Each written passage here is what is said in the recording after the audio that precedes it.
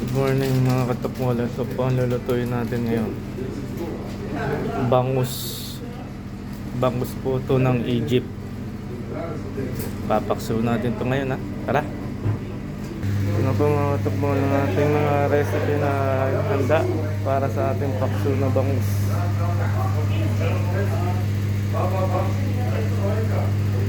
Tara, simulan natin.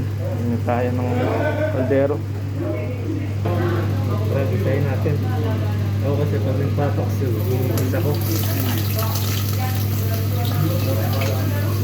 Kasi nyo, naka-face mask ako kasi yung mga kasama ko ibang lahi. Dito naninigarilyo. Mga bastos. Hindi na lang tayo pumapalag para walang gulo. Tayo na lang mag-adjust. Isayin lang natin pa. Mga pinang bawang. Then luya.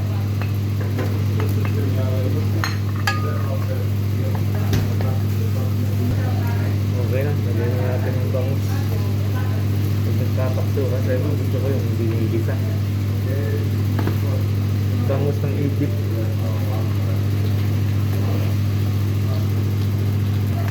Punto natin ang konting baking. Habang kay luluto natin sa pamintang buo.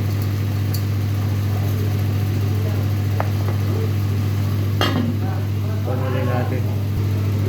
Ayan guys, okay na siya. Ginap po natin siya ng suka. Ang chay natin medyo maasim yung suka na.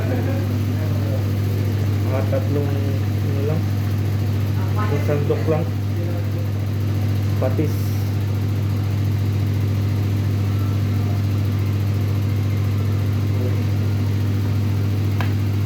Dalawang, tapos toyo isa lang, ang pakulay ba,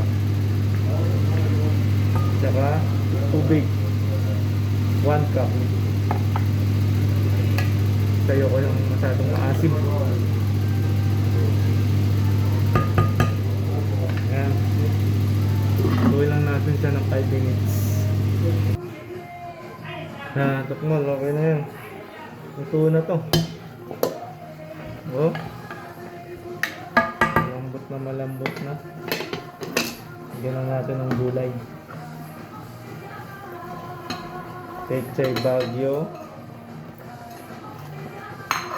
spring onion at saka spinach. Ito yung mga gulay na sinasahog ko kapag meron.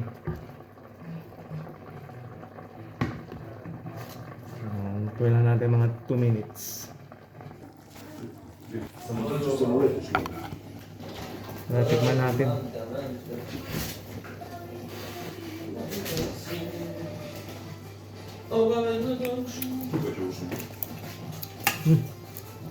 Sakto ng asin. Okay na. Salamat.